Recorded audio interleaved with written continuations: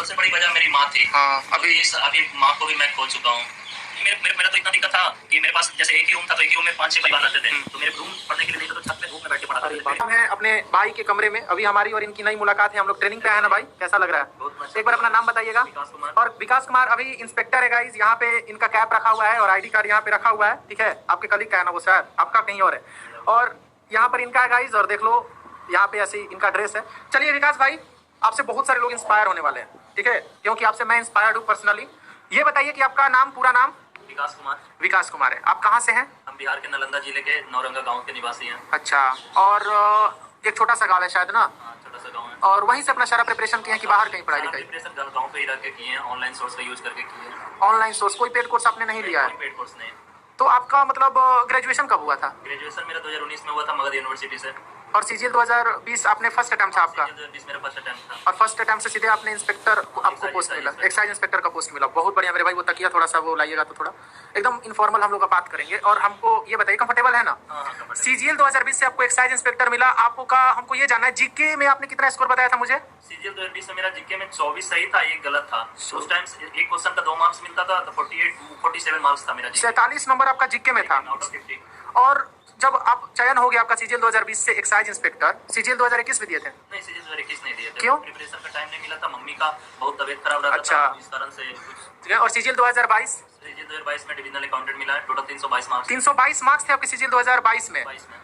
और आपको मतलब एक्सपेक्टेशन था कि इससे हमको बहुत अच्छा पोस्ट मिल जाएगा 4600 ग्रेड पे नॉर्थ में? हम सोच रहे थे दिल्ली या बिहार के आसपास मिले, तो वो नहीं मिला। लेकिन आपको 4200 ग्रेड पे मिला था। आपने नहीं, ज्वाइन नहीं किया। ज्वाइन नहीं किया, मतलब आपका उम्मीद टूट गया था उस एग्जाम से। और उस समय ये जॉब कर रहे थे, ये एक्साइज इंस्पेक्टर का? इंस्पेक्टर का जॉब करते हुए तैयारी किए थे। एक्साइज इंस्पेक्टर का जॉब करते हुए आपने तैयारी किया था। और सीजीएल 2023 भी आप दिए? सीजीएल 2023 में दिए हैं। और 22 में जीके का नंबर कितना बताया? 54 नंबर था। कितना से कितना गलत था भाई? 54 सही था, तो 18 दिए 54, मतलब। अच्छा, मतलब बढ़िया आपका सही स्कोर था, मतलब बढ़िया क्वेश्चन अटेम्प्ट किए थे आप, अच्छा खासा। सीजीएल 2023 में क्या सिचुएशन रहा? सीजीएल 2023 में मेरा अभी 320 मार्क्स आ रहा है, जिसमें जीके में 25 अटेम्प्ट किए थे, 21 करेक्ट एंड 4 रॉन्ग है। जीके में 21 सही और 3 गलत है। भाई जीके कैसे पढ़ते हो यार? जीके पढ़ने का बेसिक तरीका है कि सबसे पहले आप अपना बेसिक सही रखिए। हाँ। अगर आपका स्कूलिंग सही से किया हुआ है, हाँ। तो आपको आगे चल के उतना मेहनत नहीं करना पड़ता है। जैसे मेरा स्कूलिंग सही था, बचपन से ही स्कूल में 5-6 क्लास से लूसेंट को याद करवाया जाता था। तो अप्रॉक्स मेरा लूसेंट क्लास 10 तक ही 50-60% लूसेंट पढ़ चुके थे। तो उसके बाद जैसे जैसे पता चला कि बच्चों से एसएससी के बारे में, तो मैंने एसएससी का प्रिपरेशन शुरू किया। तो सबसे पहले मैं एमटीएस में सेलेक्ट हुआ। एमटीएस दिल्ली में इनकम टैक्स में था। तो उसके बाद अच्छा, इसके पहले एमटीएस में भी आप थे? इंस्पेक्टर से पहले? इंस्पेक्टर से पहले एमटीएस। अरे भाई कितना स्ट्रगल किए हो भाई। और आगे एमटीएस में कितना टाइम तक जॉब किए? एमटीएस में मैंने 1.5 ईयर जॉब किया। एमटीएस में 1.5 ईयर जॉब किए। उस दौरान ही प्रिपरेशन किए? उस दौरान ही सीजीएल 2020 का तैयारी किए हैं। मतलब आपका एमटीएस में जॉब हो गया, उसी दौरान आपने प्रिपरेशन भी किया, फिर सीजीएल से इंस्पेक्टर बने? सीजीएल से इंस्पेक्टर बने। और फिर ये जॉब के बाद भी फिर आपने मेहनत किया, तब आपने सीजीएल 2022 और 23 क्रैक किया। भाई इतना अगर काम हम लोग करते हैं, जैसे 8 घंटे का नौकरी होता है, तो आप पढ़ते कब हो ये बताओ? नहीं, मेरा सवेरे मॉर्निंग में 5-6 बजे जाग जाते थे, तो सुबह में 6 से 9 पढ़ाई कर लेते थे। उसके बाद ऑफिस से 6-7 बजे के आने के बाद 8 से 11 रात में नाइट में स्टडी कर लेते थे। Overall 6 to 7 hours study daily. भाई क्या राज है इतना, मतलब कहाँ से इतना मोटिवेशन आता है? इसका मोटिवेशन का सबसे बड़ा कारण था मेरा फैमिली बैकग्राउंड। अच्छा। बहुत पिछड़े वर्ग से थे, और मतलब फाइनेंशियल क्राइसिस बहुत देखा। अच्छा। साथ में मम्मी का तबीयत खराब रहता था, तो उसके कारण बहुत स्ट्रगल देखा। माँ का हार्ट का प्रॉब्लम था, तो उसी कारण बहुत सारा सफर करना पड़ा है। तो मैंने सोचा कि कुछ ना कुछ लाइफ में वैसा करना होगा ताकि गरीबी को मिटाया जा सके। मतलब आपके पास एक वजह है? वो सबसे बड़ी वजह मेरी माँ थी। अरे यार हाँ, अभी माँ को भी मैं खो चुका हूँ। इसी साल माँ का देहांत हो गया। अच्छा। जिसके लिए मैंने इतना मेहनत किया, वो चीज मेरे हाथ से चला गया। ऑपरेशन करवाने के बाद भी हार्ट का इंसान जितना कोशिश कर सकता था किया था मैंने। ये चीज़ हमको एक चीज़ थोड़ा सा ये तो भाई, और एक बात बताइए, आप कितना जैसे ऑफिस आप 8 घंटा जॉब कर रहे हैं, कब से कब थोड़ा टाइमिंग बताइए, कैसे कैसे पढ़े आप जॉब करते हुए? नहीं देखिए, जैसे कि मेरा सवेरे जागने का टाइम था, 5-5:30 बजे सुबह उठ जाते थे। 6 बजे से पढ़ना शुरू करते थे। 6 से 9 पढ़ाई किए। उसके बाद ऑफिस के लिए 10 बजे निकले। 5-6 बजे घर रूम पे आ गए। फिर जो हल्का फुल्का खा के 8 बजे से बैठ जाते थे, 8 से 11 के आसपास पढ़ते थे। बस यही रूटीन रेगुलर फॉलो करते थे। साथ में सैटरडे संडे छुट्टी मिलता है ये गवर्नमेंट जॉब में, तो सैटरडे संडे को जो भी पढ़ते थे उसका सारा का रिविजन रेगुलर करते रहते थे। और उसके साथ सबसे जरूरी है कि अगर आपका तैयारी एक बार हो गया है, तो आप रेगुलर मॉक टेस्ट दीजिए। अगर हम ना भी किसी दिन पढ़ते थे तो मॉक टेस्ट नहीं छोड़ते थे। रेगुलर मतलब एक मॉक टेस्ट मेरा जरूरी रहता था, फ्री का या कुछ भी, मतलब रेगुलर एक मॉक टेस्ट मेरा देना ही देना था। और कंपटीशन में यहाँ आने से पहले, एमटीएस में आने से पहले तो मेरा 2-3 मॉक एक दिन में होता था। मैं बहुत सारा एग्जाम का तैयारी करता था, रेलवे, एसएससी, क्योंकि जिसके घर में बहुत संघर्ष देखा वो लड़का कोई भी चाहता है कि कहीं भी सिलेक्शन हो जाए तो जॉब में चला जाए। मैंने तो यहाँ तक कि टेक्नीशियन, रेलवे में टेक्नीशियन का भी फॉर्म फिलअप किया था, लेकिन 1-2 जगह मेरा रिजल्ट नहीं हुआ, एलडीसी भी नहीं हुआ, तो बहुत सफर हुआ। तो फिर धीरे धीरे रिजल्ट होना शुरू हुआ। रेलवे में मेरा इस बार स्टेशन मास्टर भी हुआ था, इलाहाबाद बोर्ड मिला था। तो वही बहुत सारा एग्जाम हुआ है। बिहार एसआई में 2 बार मेरिट में लिस्ट में नहीं हुआ, सारा कुछ क्लियर होने के बाद तो इधर एक्साइज इंस्पेक्टर ज्वाइन किए हैं भाई। अच्छा, और इसके पहले जब आप मेहनत कर रहे थे, आपने और भी बहुत सारे फेलियर्स अपने लाइफ में देखे होंगे? बहुत सारे। मैं इससे पहले एनडीए का तैयारी करता था, उसमें भी 2-3 बार फेल हुआ था। तो मतलब फेलियर से मेरा नाता रहा था। बार बार मैं मेरिट लिस्ट निकालता था, देखता था मेरा मेरिट लिस्ट में नाम ही नहीं है, तो इससे बहुत निराशा होती थी। लेकिन फिर सोचा कि नहीं, मैं गिव अप नहीं करना है, मेहनत जारी रखना है। तो कभी ऐसा नहीं लगता था कि एकदम टूट गए हैं? लगता है जैसे काफी सारे एस्पिरेंट को लग जाता है, एकदम हिम्मत कभी कभी टूट जाता है। उस सिचुएशन में कैसे मैनेज कर देते हैं लाइफ? नहीं, उस सिचुएशन में क्योंकि मेरे पास कोई ऑप्शन ही नहीं था। या तो मतलब खेती बाड़ी करें, और खेती बाड़ी के लिए भी चाहिए कि आपके पास अच्छे खासे खेत होना चाहिए। तो उतना कुछ था नहीं, तो आप या तो मजदूरी कीजिए, नहीं तो फिर आप यहीं पे अड़े रहिए। तो मेरे लिए सबसे बड़ा मोटिवेशन का वही काम था कि मेरा घर का आर्थिक स्थिति बहुत खराब था, तो वही उसी ने मुझे मोटिवेट किया आगे बढ़ने के लिए। और साथ में मेरी माँ का योगदान बहुत बड़ा रहा है। उन्होंने हमें उससे सपोर्ट किया है, या तो फेलियर हो या पास हो, हमेशा एक समान रही है। मतलब कभी वो आपको डाउन फील नहीं करने दी है? मेरा 10th बोर्ड में ही रिजल्ट खराब हो गया था।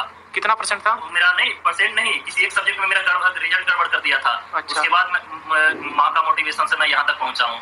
इसलिए किसी को भी फेलियर से निराश नहीं होना चाहिए। मैं वैसा उदाहरण हूँ जो कि 10th बोर्ड में जिसका रिजल्ट गड़बड़ हुआ था, वो लड़का अभी एक्साइज इंस्पेक्टर है, तो आप लोग क्यों नहीं हो सकते हैं? बात सही कर रहे हैं आप। यही इसीलिए मैं आपसे मिला ना, तो बोल दिया बोर्ड का वो भी स्टूडेंट है, कोई सीबीएसई बोर्ड का भी नहीं, एकदम Hindi medium, complete Hindi medium. आपको भी शुरू में दिक्कत हो रहा होगा ना इंग्लिश समझने में? थोड़ा सा दिक्कत होता है, लेकिन वही है कि आप कंटिन्यू अगर बनाए रखेंगे तो हो जाता है, हेल्प मिल जाता है। और बाकी जानते हैं हम ऐसे भी लोगों को देखे हैं जो बहुत बेचारा मेहनत करता है लोग, अब फिर भी एग्जाम में गड़बड़ हो जाता है। नहीं, तो उसके लिए 2 चीज है। आपको आज का जैसा कंपटीशन का दौर है, उसके लिए आपको स्मार्ट स्टडी की जरूरत है। हार्ड लेबर के साथ स्मार्ट स्टडी जरूरी हो जाता है। जैसे मैंने तैयारी शुरू किया तो कोई सबसे बड़ा मैं अपने घर में था, तो कोई गाइडेंस देने वाला नहीं था। तो मैंने क्या किया कि प्रीवियस ईयर क्वेश्चन पेपर लिया। सपोज एसएससी का तैयारी करना है हमको, तो एसएससी का सारा प्रीवियस ईयर लिया 1999 से या 1998 से, जो अब तक का जितना एग्जाम हुआ था।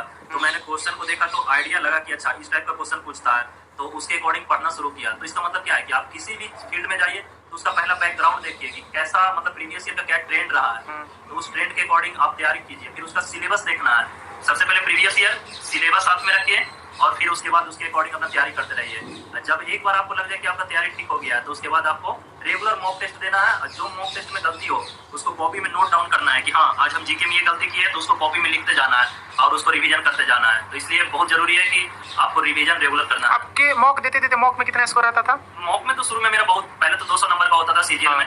तो स्टार्टिंग बहुत खराब हुआ, 100 मार्क्स के अप्रॉक्स आता था, तो बहुत निराशा होता था। लेकिन लास्ट तक ऐसा भी स्कोर आया कि टॉप 10-20 में टेक्स्ट बुक पे मेरा स्कोर रहता था। 180, 170 ऐसे रहता था स्कोर।